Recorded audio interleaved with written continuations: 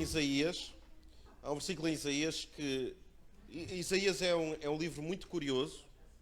Tem lá alguns conceitos e alguns princípios que nós temos, para perceber, nós temos que elaborar um pouco, temos que aprofundar e cavar um pouco na palavra. E este é um desses versículos, mas que contém nesse versículo uma riqueza, uma sabedoria profunda que eu gostava de conseguir partilhar convosco na melhor das minhas capacidades.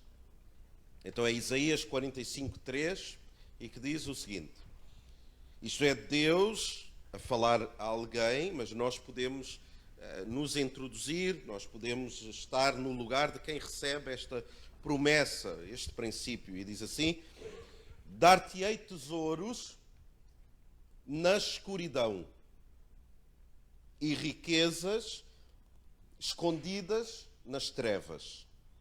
E agora, qual é que é o propósito de nós recebermos tesouros e riquezas na escuridão, riquezas escondidas nas trevas? Deus fala porque é que Ele faz isso. Ele está a dizer: eu vou-te dar na escuridão, nos momentos de trevas, e aqui as trevas não são a falta de luz. Aqui as trevas não são quando a luz está apagada. Aqui são tempos de trevas, tempos de onde nós não percebemos o porquê, não percebemos o que está a acontecer, e esses são momentos de trevas, são momentos onde nós, de alguma forma, estamos na escuridão. E eu não sei se já aconteceu com o irmão, com a irmã, há tempos na nossa vida de escuridão, onde nós não percebemos as coisas, em termos da nossa saúde, das nossas emoções, as circunstâncias à nossa volta, como que se apresentam, às vezes quase como um vazio, uma escuridão, uma ausência.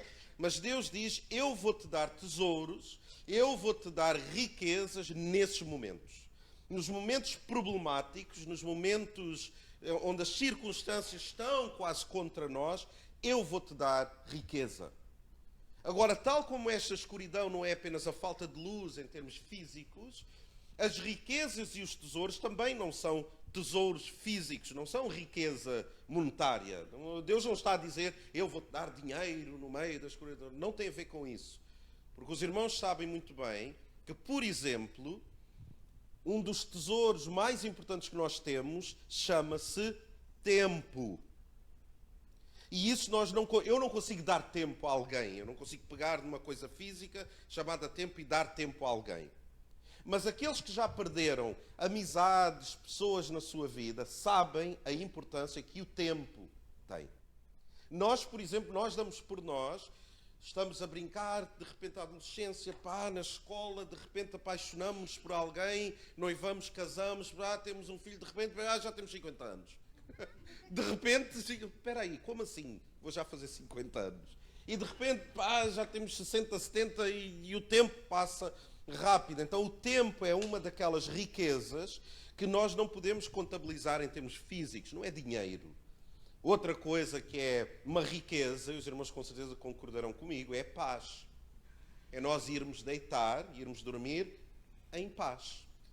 Para outros será, a maior riqueza é ter as contas pagas. Também é verdade, e é uma coisa também que faz falta. Mas Deus fala que nos dá riquezas na escuridão, e Ele agora diz o propósito pelo qual Ele nos vai dar. Ele diz: a fim, isso é o propósito, a fim de que saibas que eu sou Yahweh, eu sou Deus, aquele que te chama pelo teu nome, o Deus de Israel. Então o que Deus nos dá, o propósito, não é para nós dizermos aos outros que nós somos incríveis e recebemos de Deus esta prosperidade emocional, financeira, seja o que for. Não. É para nós comprovarmos dentro de nós que o Senhor, Ele é Deus.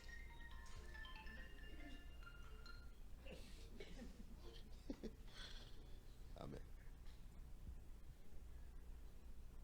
Então, os telemóveis são... Eu não sei. Eu tenho que começar ali à entrada a ficar com os telemóveis de toda a gente. Temos pessoas a fazer como se faz nas discotecas, para ver se a pessoa está armada. Ninguém pode trazer o telemóvel. Mas a escuridão, ouçam, irmãos, não faz mal. A escuridão não é uma coisa. A escuridão só existe na ausência de alguma coisa. A escuridão em si não existe. A escuridão, ela aparece na ausência de alguma coisa. A luz não. A luz tem velocidade, a luz tem intensidade, etc. Mas a escuridão não. A escuridão existe quando existe uma ausência. E as pessoas sofrem por ausências. Por isso é que quando eu estava a dizer que uma das riquezas que nós temos na nossa vida é a paz, é a ausência de problemas. Mas também é verdade que há ausências que nos provocam sofrimento.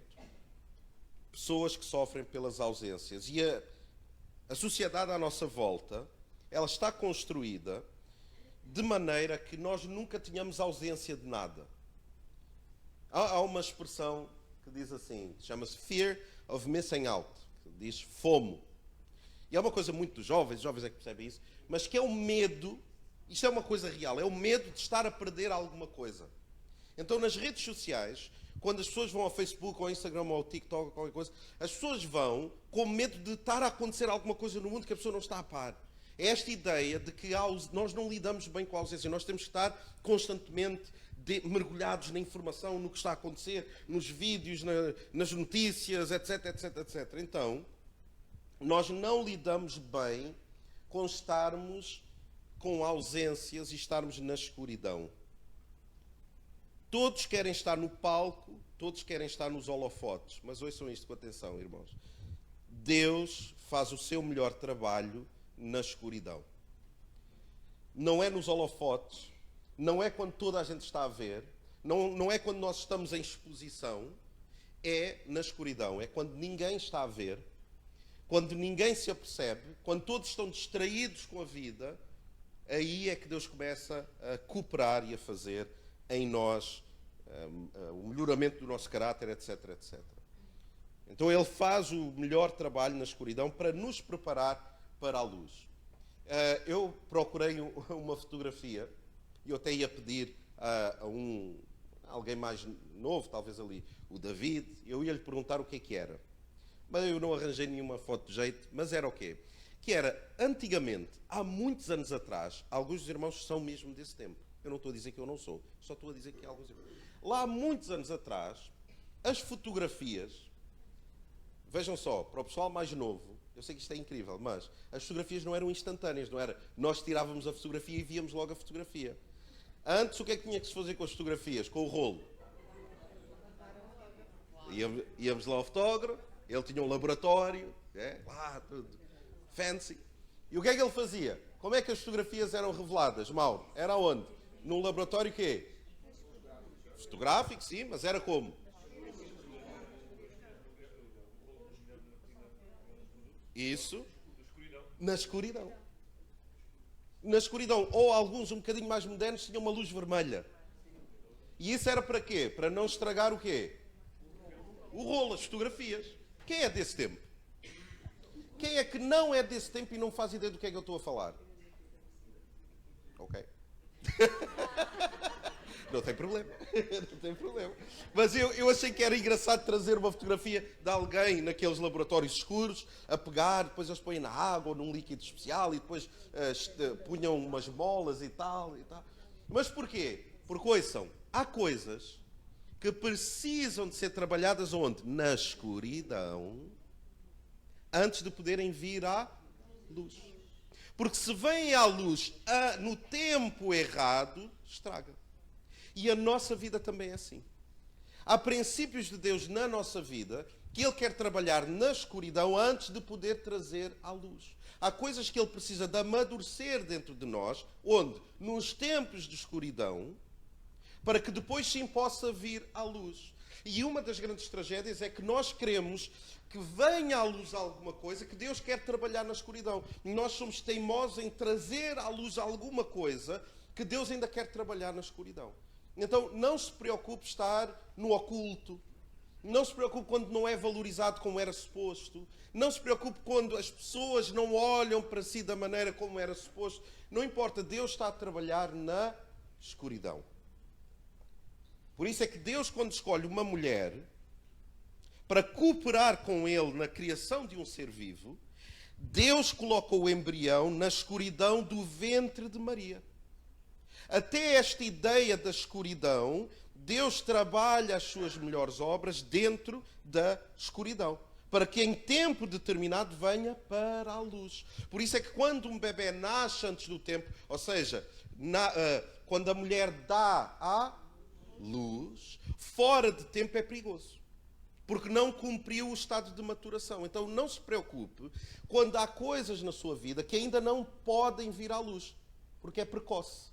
E eu tenho este entendimento que há coisas que eu gostava de apressar, mas eu tenho que ter paciência. Eu tenho que deixar algumas coisas na minha vida amadurecerem para depois sim virem à luz. E Deus mostra-nos isso até na natureza, em tantas coisas que acontecem à nossa volta. Deus faz as suas melhores obras a partir da escuridão. Quando Deus escolhe criar Eva, Ele coloca Adão num sono profundo, numa escuridão, e Ele tira, ouçam, Deus tira de dentro de Adão o que nem sequer Adão sabia que tinha. Então, nos momentos de escuridão, nós temos que entender isto. Deus está a escolher os momentos de trevas na nossa vida para tirar de dentro de nós coisas que nós nem sabíamos que tínhamos lá. Deus tem que tirar Abraão de dentro de Abrão. Deus tem que tirar Sara de dentro de Sarai, tirar Israel de dentro de Jacó. Então há coisas dentro de nós que só vão criar esta maturidade na escuridão e depois sim podem vir à luz. Eu tenho 3 exemplos rápidos de alguns personagens bíblicos que viveram momentos de escuridão. E o primeiro é Jó. Jó, a palavra diz que ele perdeu tudo. Ele perdeu os negócios, ele perdeu os filhos, ele perdeu tudo. Até a própria saúde. Ele ficou sem saúde, ele ficou doente. E ele entrou num processo de escuridão. E há um princípio, quando nós estamos em momentos de escuridão, é que por vezes não há livramento imediato na tempestade da vida. Às vezes Deus não nos livra de forma imediata. Nós, às vezes, como é o exemplo de Jó, Jó passou muito tempo em escuridão, sem saber porquê que o que aconteceu com ele estava a acontecer. Os amigos bem diziam, não, Jó, isto é porque tu erraste, porque tu deves ter feito qualquer coisa contra Deus, e Deus tirou-te os filhos, tirou-te a riqueza, tirou-te a própria saúde. Jó, deve haver um motivo qualquer que tu estás a passar mal. E há sempre pessoas que têm motivos e explicações para as tragédias que acontecem na vida dos outros. Eu não sei se já reparou. Há pessoas que quando alguém passa um momento difícil, as pessoas têm uma explicação muito rápida porque que aquilo aconteceu. Mas a certa altura, Jó, ele começa a questionar Deus, e durante muitos capítulos Deus fica em silêncio, mas a certa altura Deus fala com Jó. E diz assim, Jó, capítulo 38, versículo 1, já no final do livro de Jó. Então eis que Deus respondeu a Jó no meio de um tufão e pergunta, indaga, quem é este? Ele está a falar para Jó. Ele diz, olha, quem é este que busca turvar os meus desígnios, ou seja, os meus objetivos, os meus propósitos, os meus planos, o que eu faço ou deixo de fazer, o meu sim ou o meu não? Quem é esta pessoa que está a questionar o que eu faço? Com palavras sem conhecimento. Porque Jó começou a questionar Deus. Porquê que isto está a acontecer? Porquê que tinha sido nesta altura? E Deus responde. E diz, olha, quem és tu para tu estares a questionar o que eu faço? Agora, pois, versículo 3. Prepara-te como homem, porquanto eu vou-te questionar e tu me irás responder. Então Deus começa a perguntar, olha Jó, onde é que estavas tu quando eu criei os mares? Onde é que estavas tu quando eu criei os animais e as bestas e as coisas incríveis que acontecem? Onde é que tu estavas? Ou seja, o que Deus faz é, porquê é que tu questionas o lugar onde tu te encontras agora em trevas, como se eu não soubesse o que eu estou a fazer? Como se o que acontecesse na tua vida fosse fruto do acaso. Deus, ouça isto, Deus está totalmente no controle da nossa vida. Não há nada que passe despercebido. Se acontece, Deus está conosco. Se não acontece, Ele está conosco. Ele não larga a nossa mão. Então não há nada que possa acontecer que fuja da consciência de Deus. Então, antes de nós questionarmos, nós temos que questionar a nossa fé e perguntar assim: eu creio em Deus ou não? Sim. Eu creio que Ele é comigo em todo o tempo ou não? Sim. Então tudo irá ficar bem. Mesmo que eu não compreenda. Então Deus não nos livra, muitas vezes, de imediato na tempestade. Nós temos que navegar esses tempos de escuridão, esses tempos de incompreensão. Infelizmente, o que nós temos hoje, em muitos púlpitos e em muitas igrejas, é uma pregação de efeitos imediatos. Tu não vais passar pela privação, a escuridão, e isso desprepara o povo para os tempos difíceis. E quando os tempos difíceis chegam, e eles chegam com toda a certeza, não importa a nossa idade, não importa o nosso currículo, as dificuldades quando chegam não perguntam a tua escolaridade, não perguntam a tua idade, não perguntam se tu tens muita ou pouca saúde, as dificuldades chegam. E do púlpito, a nossa obrigação, como pastores, e graças a Deus que esta casa tem pessoas que amam a palavra de Deus e que partilham a palavra de Deus como deve ser, nós temos que preparar as pessoas para os tempos difíceis. E os tempos são difíceis. Os tempos que nós estamos a passar, eu não vou dizer cada vez está mais difícil, cada vez... Até o pastor Brice fez um post muito refinado em termos disso. Que o que às vezes a comunicação social passa, às vezes não corresponde totalmente à realidade. Mas nós também sabemos que os tempos são difíceis porque sempre foram difíceis. E então este tempo não é exceção. Então nós temos que estar preparados para isso. Há um pastor que ele disse assim, um pastor chamado Leonard Ravenhill. Ele disse assim, vejam esta frase. Os primeiros cristãos estavam casados com pobreza, prisões e perseguições. A igreja moderna está casada com prosperidade, popularidade e personalidades. Ou seja, a igreja cristã, nós olhamos e dizemos, havia milagres e coisas incríveis que aconteciam, e eles tinham um sentimento de comunhão, repartiam tudo o que tinham entre eles, havia milagres, eles oravam, as coisas aconteciam, era tremendo. Sabem porquê que era tremendo? Porque eles sabiam se movimentar em momentos de quê? Escuridão. Eles, quando eram perseguidos, sabem quando é que a igreja cresce mais? Quando é perseguida. É quase irónico, parece que nós temos é que se calhar começar, Senhor, manda uma perseguiçãozinha, porque nós estamos muito acomodados. Então, o meu desejo é que a nossa igreja, a Igreja do Jubileu, seja uma igreja casada com os princípios bíblicos. Quando há prosperidade financeira, boa. Quando nós estamos em dificuldade, nós cuidamos uns dos outros. Quando alguém está bem, está alegre e entra feliz por aquelas portas e tem testemunhos incríveis, amém. Quando alguém entra por estas portas tristes, aquele que está em prosperidade emocional e que está bem, abraça o outro e diz, olha, Deus vai cuidar de ti, Deus é connosco, não desanimes, se Ele é por nós, quem será contra nós? Não há arma forjada contra nós que irá prosperar, eu creio nos planos que Deus tem para nós. Então esta é a ideia do coletivo da igreja, não a prosperidade, a popularidade e as personalidades, e que o pastor Brice tem uma...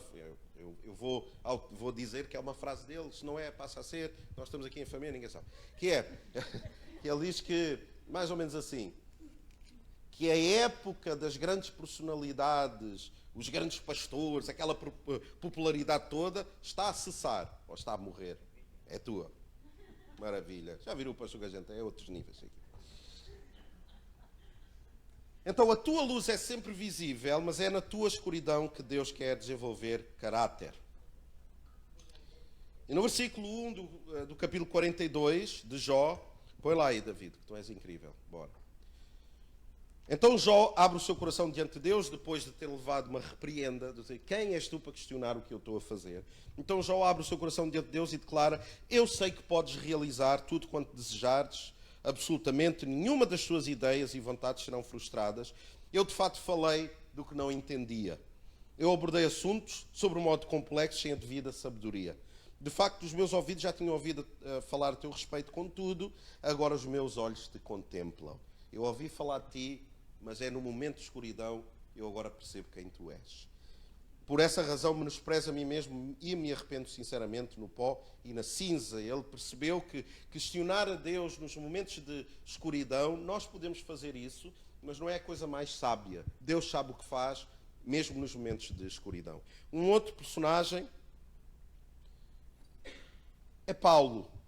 Que Paulo, no meio de uma tempestade, no meio de um momento de escuridão, se Deus há vezes que não nos livra no imediato, Deus às vezes livra-nos no meio da tempestade.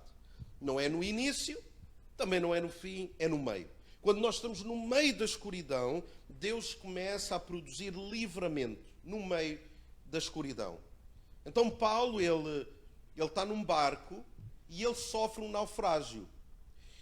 E Deus às vezes, ele espera que as nossas... Ouçam, Deus às vezes precisa de esperar que as nossas ideias naufraguem, que a nossa força sofra um naufrágio. Por isso é que quando nós temos a nossa força, na força da nossa juventude, Deus espera até que a nossa juventude sofra um naufrágio. Quando nós achamos que a nossa força está na nossa capacidade nos negócios, tudo que eu tenho familiares que é assim, que acham que tudo o que alcançaram na vida foi pela sua força. Não, é misericórdia de Deus. Porque Deus pode decidir alguém ficar acamado do dia para a noite e não há mais força do negócio, não há mais nada. Então, quando nós dependemos da nossa força, Deus às vezes espera que haja um naufrágio relacional, um naufrágio da nossa saúde, um naufrágio nas nossas finanças, para então, nesse momento de escuridão, Ele começar a trabalhar em nós. E deixem-me dizer isto de forma profética. Que cada um de nós que tem a capacidade de me emprestar o seu ouvido, ouça com ouvidos de ouvir. Que Deus não tenha que esperar um naufrágio na nossa vida para se mostrar o Deus que Ele é. Existem momentos na nossa vida que nós devemos nos arrepender de depender demais de coisas exteriores a Deus. Nós devemos dizer, Senhor, eu não dependo da minha saúde, do meu intelecto, das minhas capacidades, do meu negócio, dos meus relacionamentos. Eu não dependo de nada disso, Senhor, eu dependo só de Ti. E tudo o que eu tenho é misericórdia da Tua parte. Eu reconheço isso. Eu sem Ti, eu não consigo. Eu não consigo nem me levantar da cama se não for pela Tua misericórdia. Quando nós assumimos isso, Deus começa esse processo de livramento. Mas Paulo, ele sofre um naufrágio, mas antes, ele diz assim, Atos 27, 22, ele diz às pessoas que estão no barco, ele diz, entretanto, agora exorto-vos que tenhais bom ânimo, porquanto não se perderá vida alguma entre nós, mas somente o navio será destruído. Ele está a dizer aquela expressão, vão-se os anéis e ficam os dedos. Essa é uma expressão, não é? Vão-se embora os anéis, mas ficam os dedos. É o que Paulo está a dizer. Pois ontem, ele explica, durante a noite apareceu-me um anjo de Deus, a quem pertence e a quem sirvo, e ele comunicou-me isso. Ele está a dizer, ninguém vai morrer, Deus vai nos livrar no meio desta tempestade. Vamos perder o barco, mas nós vamos salvar a nossa vida. Então, há livramento, por vezes, no meio do tempo de escuridão. Às vezes não é imediato, às vezes é no meio. E deixem-me dar outro exemplo e eu termino. Que é o exemplo dos discípulos. E há vezes que há um livramento milagroso. Há coisas que Deus faz na nossa vida que são milagres. Que são coisas que nós não conseguimos explicar e que é intervenção divina. E diz assim aos discípulos, eles estavam num barco e há uma tempestade, e diz que de repente, Mateus 8:24, sobreveio o mar, uma violenta tempestade, de tal maneira que as ondas encobriam o barco. Ele, Cristo, contudo, dormia. Então os seus discípulos vieram despertá-lo, clamando, Senhor, salva-nos. Vamos todos perecer. Eles estavam com medo e eles foram acordar Jesus, porque ele devia estar tão cansado que mesmo no meio da tempestade ele adormeceu. Ele ficou ferrado, estava quebrado de cansado. Mas Jesus disse a eles, por que estás com tanto medo, homens de pequena fé? E levantando-se, repreendeu os ventos e o mar. Há uma expressão que quando Cristo ele repreende as tempestades, sabem o que é que ele diz? Quem se lembra uma palavra que ele diz? Quando ele repreende as tempestades, ele diz assim, fica em paz. Fica pacificado. Aquieta-te. Como é que é possível que ele não tem uma palavra, assim, uma coisa. Ele diz só, olha, aquieta-te. Sabem porquê? Porque mesmo no meio da tempestade, o que estava no seu interior estava tão em paz que quando sai cá para fora, consegue acalmar uma tempestade. E isso também é um fruto que nós devemos ter como cristãos. Que é a paz que nós temos interior, o que está cá dentro, pode acalmar as coisas que estão à nossa volta. Nós declaramos que o exterior seja compatível com o nosso interior. E nós criamos a nossa realidade que nós escolhemos viver. Ah, mas está uma grande tempestade e tu estás em paz. Eu estou em paz porque eu sei quem cuida de mim. Eu estou em paz, sim. E eu desejo que o exterior seja compatível, harmonioso com o que eu tenho no meu interior. Então ele diz, repreende os ventos e o mar e houve plena calmaria. Agora, eu sei que alguns de nós, eu já estou a terminar, é como as dificuldades e os problemas na nossa vida. Ou nós estamos a sair de um problema, de um momento de escuridão, ou nós estamos dentro de um momento de escuridão, ou nós estamos a caminho de um momento de escuridão. Porque a escuridão é a escola de Deus. Deus começa a curar feridas, não é de uma maneira pública, é na escuridão. Sabem que há feridas que nem é o casal que consegue sarar. Os dois. É cada um nos seus momentos de escuridão. É nos seus momentos de trevas, onde ninguém está a ver, onde ninguém está presente. No secreto do meu quarto. No segredo entre eu e Deus. E alguns de nós estamos numa destas três fases. Ou estamos a sair do momento de escuridão, ou estamos num momento de escuridão, ou estamos a caminho desse momento de escuridão. E sabem o que é que nós fazemos quando estamos a entrar num momento de escuridão? Nós oramos. Quando nós estamos dentro de um momento de escuridão, sabem o que é que nós devemos fazer? Orar. E quando nós estamos num momento de luz incrível e estamos a desfrutar, nós não temos medo da escuridão que virá. Nós não andamos receosos. Isto está tão bom que tem que acontecer qualquer coisa de mal. Quando a esmola é muita, o pobre... E eu sempre pergunto, porquê que ele há de desconfiar? Eu não percebo isso. Porquê que quando a esmola é muito, o pobre desconfia? Não, o pobre aceita e fica, pronto. Mas não, quer dizer, tem que inventar, tem que haver uma desconfiança qualquer. Mas nós não temos um espírito de desconfiança. Quando as coisas estão boas, nós desfrutamos. Mas nós oramos para que quando as coisas mudarem, nós estarmos à altura. Nós enfrentarmos as dificuldades de cabeça erguida, como filhos de Deus que somos. Então, se nós oramos nestas três circunstâncias, quando estamos a entrar, quando estamos dentro, ou quando estamos a caminho de um momento de escuridão, sabe o que é que nós vamos fazer? Agora, para terminar a pregação em conjunto, nós vamos orar também. Porque há pessoas que vão precisar da nossa oração, porque vão passar por tempos complexos. Há outros que estão a entrar em tempos complexos e há outros que estão em tempos complexos. E nós acreditamos que a oração pode muito em seus efeitos, sim ou não? Quando nós oramos, nós acreditamos que Deus ouve. Quando nós oramos uns pelos outros, nós acreditamos que Deus está a ouvir a nossa voz. E Deus pode mudar a história de alguém por uma simples oração. Os irmãos acreditam nisso? Vamos ficar de pé juntos?